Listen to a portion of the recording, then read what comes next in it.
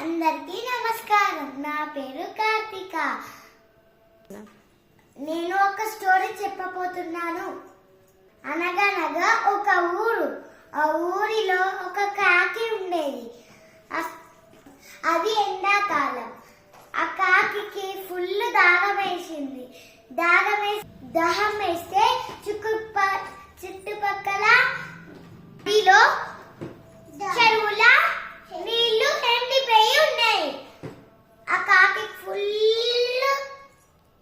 వేసింది. అప్పుడు ఒక ఆలోచన వచ్చింది. అక్కడ ఒక గుంటరాయిలు కనపడ్డాయి.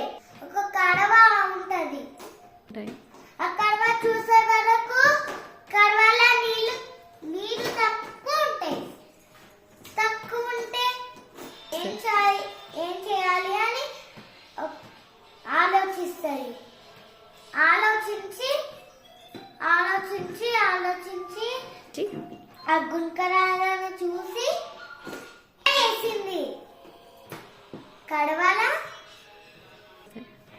వేస్తే అవి నీరంతా పైకి వచ్చి రాళ్ళు కిందికి వెళ్ళి నీరు మీదికి వస్తుంది. అప్పుడు కాకి దాహం తీసుకుంది. బాంది కదా స్టోరీ. అందరికి